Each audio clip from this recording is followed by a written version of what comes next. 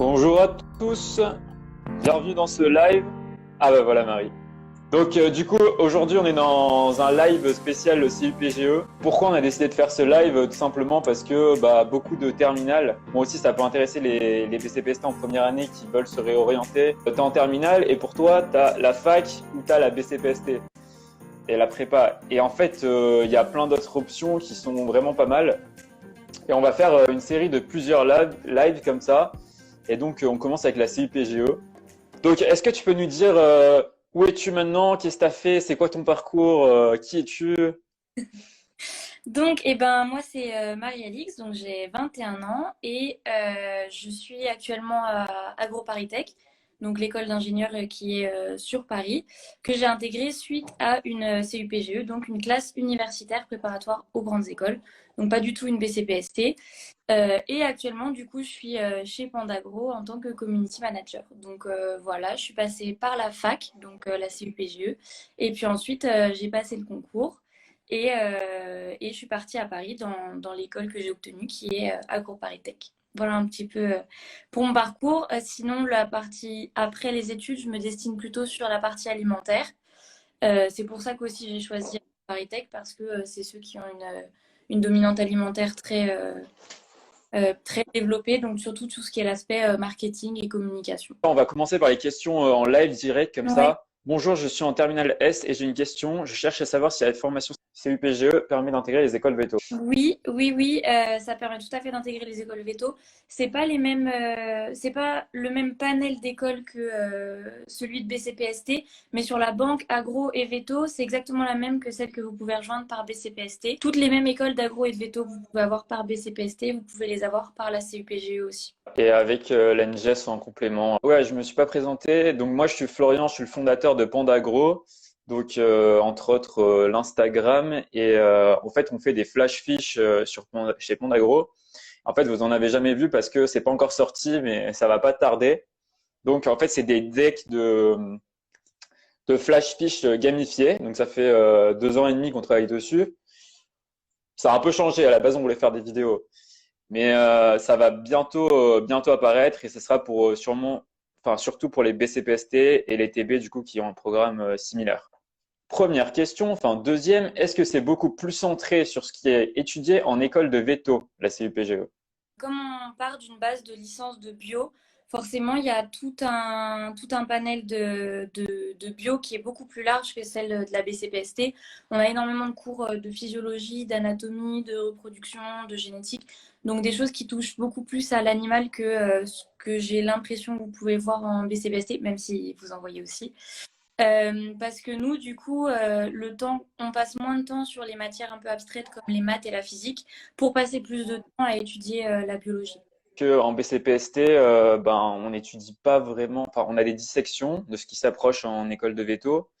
Mais en tout cas, en école de veto, je pense, moi je suis en école d'agro, hein.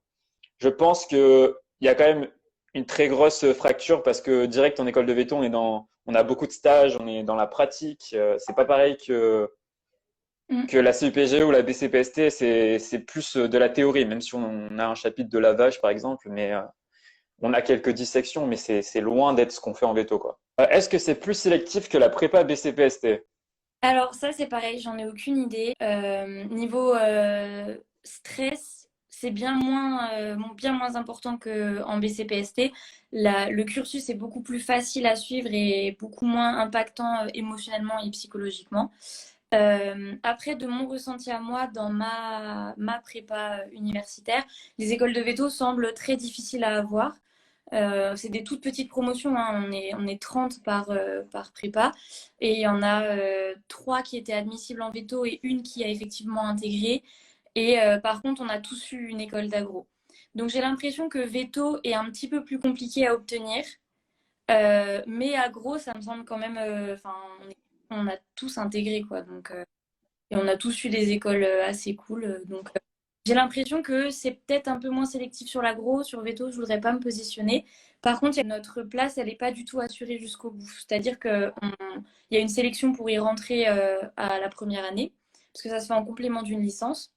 Donc, ils peuvent refuser notre admission en prépa. Et ensuite, tous les ans, ils peuvent revoir cette admission. Si on n'a pas des assez bons résultats, ils peuvent nous dégager de la prépa et on a juste la licence. Donc du coup, comme c'est sur 3 ans, tu as 3 sélections, quoi. À l'entrée, en première année, en deuxième. Ouais, c'est ça. Donc, est-ce qu'on peut y aller après une année de prépa, en plan B?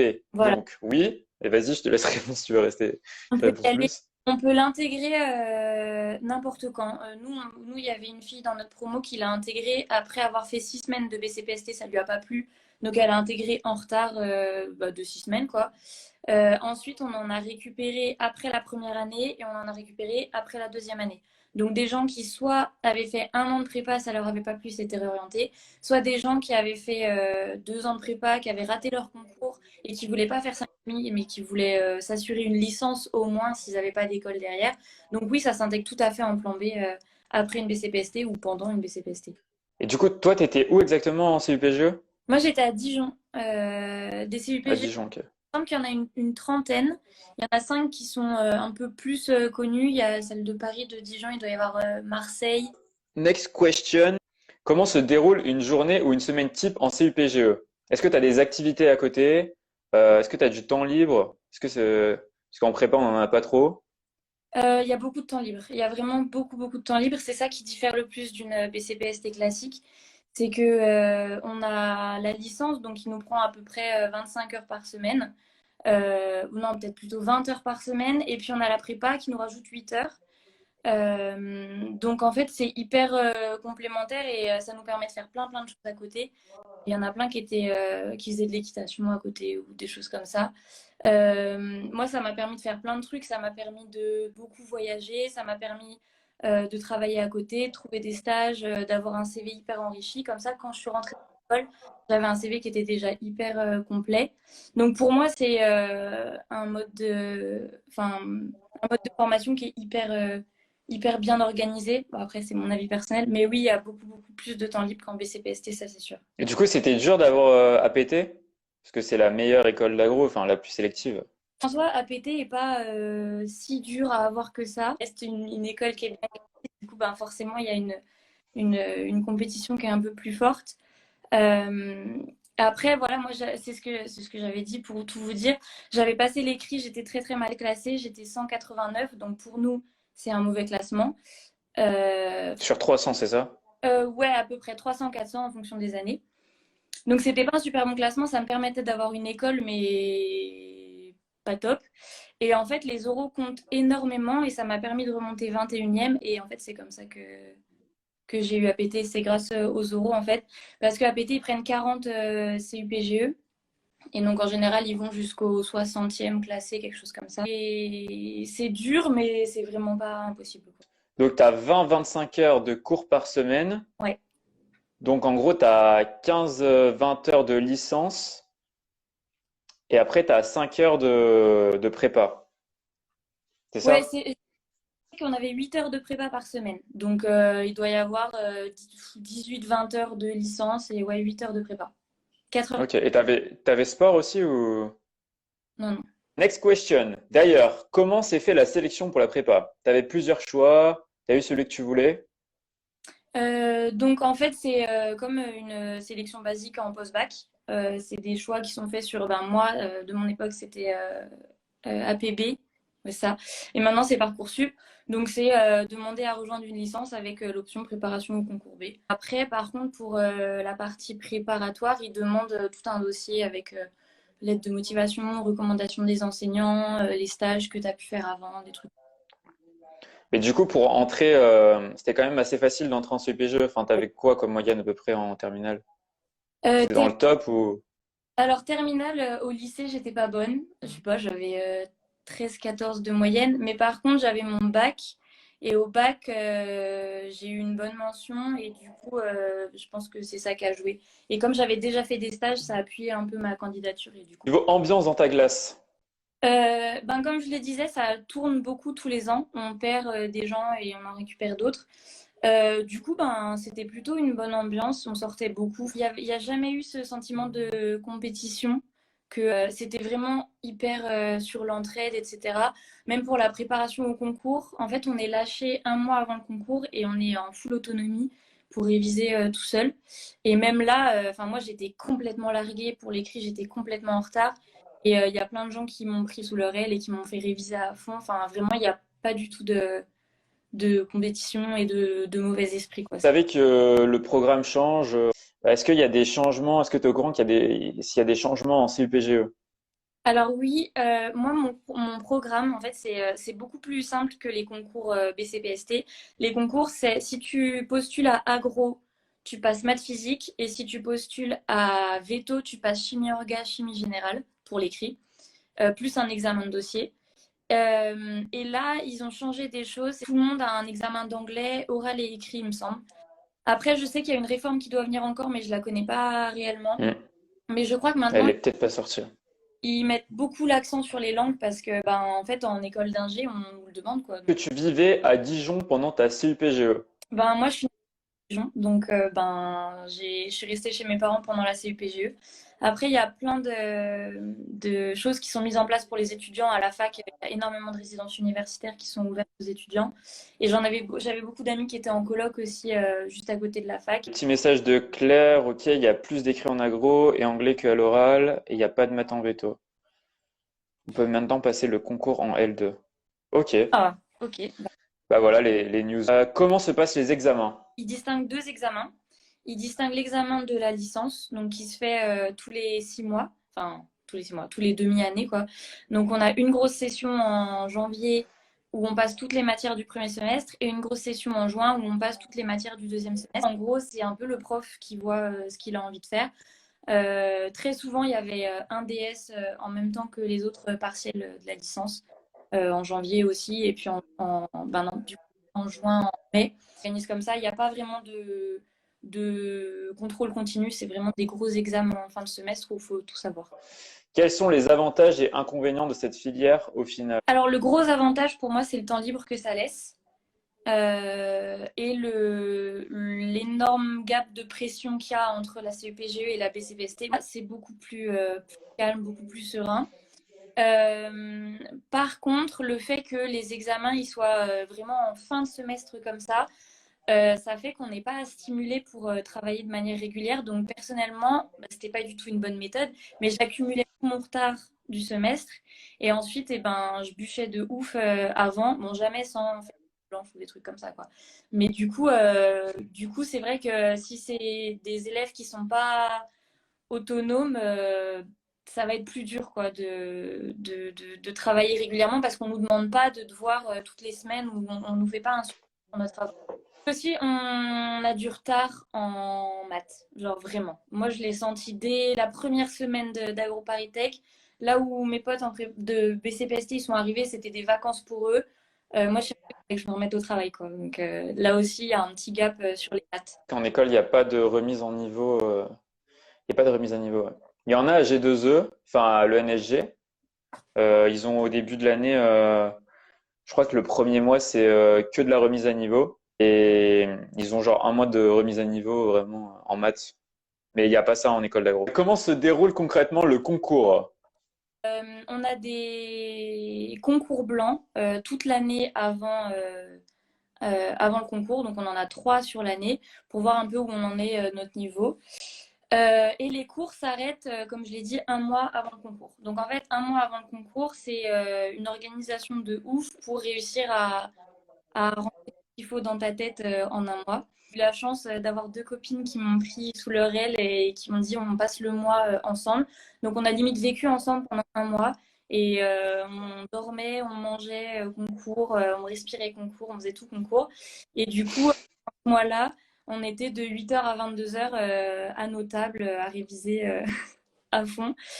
Mais bon, ça, je pense que les BCPST, ils se retrouveront là-dedans. Et comment s'organise le concours? Donc, il y a un écrit, comme pour la filière classique.